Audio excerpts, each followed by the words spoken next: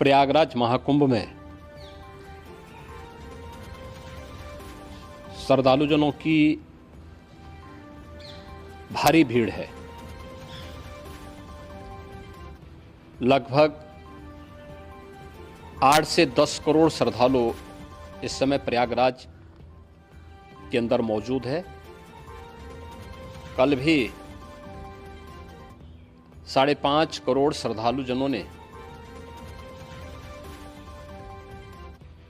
महाकुंभ का स्नान किया था। ये जो भारी दबाव श्रद्धालुजनों के कारण और श्रद्धालुओं के संगम नोच पर जाने के कारण वहाँ पर एक बना हुआ है, लेकिन पूरा प्रशासन मौके पे वहाँ मौजूद है। रात्रि को 1 से 2 बजे के बीच में अखाड़ा मार्ग पर, जहाँ पे अखाड़ों के अमृत स्नान के दृश्य से बैरिकेड्स भी किए गए थे, तो बैरिकेड्स को फांद करके आने में कुछ श्रद्धालु गंभीर रूप से घायल हुए हैं। उन्हें तत्काल हॉस्पिटल में पहुंचा करके उपचार आदि की व्यवस्था उनके लिए की गई है। उनमें से कुछ श्रद्धालु गंभीर रूप से घायल हैं।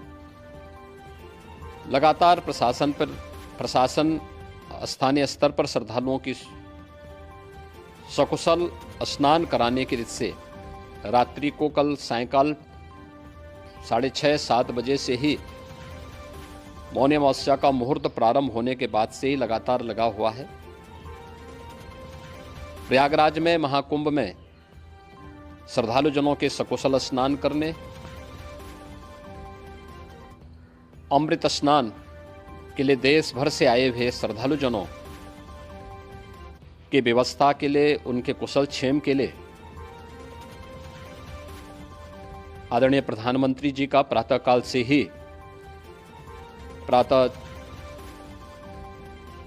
से ही उनके लगभग 4 बार प्रधानमंत्री जी ने हालचाल लिया है। माननीय गृह मंत्री जी ने, माननीय राष्ट्रीय अध्यक्ष भारतीय जनता पार्टी श्री जेपी नड्डा जी ने,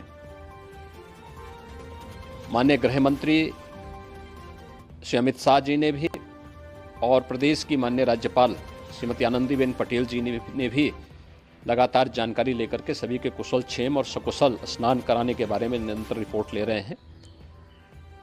हम लोगों की प्रातःकाल से ही श्रद्धालुजन जो भी आए हैं वे स्नान कर सकें, इसके लिए यहाँ पे उच्च स्तरीय बैठक भी चल रही है, जिसमें मुख्य सचिव भी हैं, डीजीपी हैं, प्रमुख सचिव गृह हैं, मुख्यमंत्री कार्यालय के अपर मुख्य सचिव के साथ एडीजी लॉ एंड ऑर्डर के साथ साथ अन्य वरिष्ठ अधिकारीगण मौजूद हैं।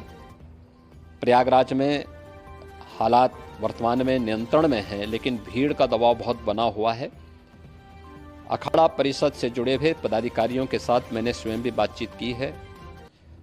आचार्य महामंडलेश्वरों से भी, पूज्य संतों के साथ भी मेरी बातचीत हुई है, और पूज्य संतों ने बड़ी ही विनम्रता के साथ इस बात को कहा है कि नहीं, श्रद्धालु जन पहले स्नान करेंगे और फिर जब उनका दबाव कुछ कम होगा और वे सकुशल वहाँ से निकल जाएंगे, तब हम लोग स्नान करने के लिए संगम की तरफ जाएंगे। अभी पहले श्रद्धालु जनों को, चूँकि देश भर से आए हैं, तो इसके लिए उन्हें सभी अखाड़े इसके लिए सहमत हैं और सभी लोग इस व्यवस्था के साथ जुड़े हुए हैं। लगातार इस दिशा में हम लोगों का प्रयास है कि जो अब तक प्रातःकाल से ही आपने देखा होगा, कल मैंने बताया कि कल लगभग 5.5 करोड़ श्रद्धालु कल महाकुंभ का स्नान किए हैं, और आज प्रातःकाल तक लगभग 8:30 बजे तक 3 करोड़ से अधिक श्रद्धालु स्नान कर चुके हैं, और ये लगातार जारी है। लेकिन संगम नोच पर, अखाड़ा मार्ग पर,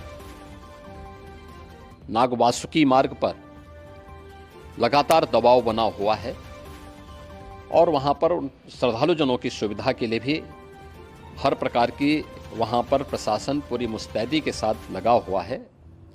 और इसीलिए मेरी अपील है पूरे प्रदेशवासियों से, पूरे देशवासियों से और सभी श्रद्धालुओं से भी सभी पूज्य संतों से भी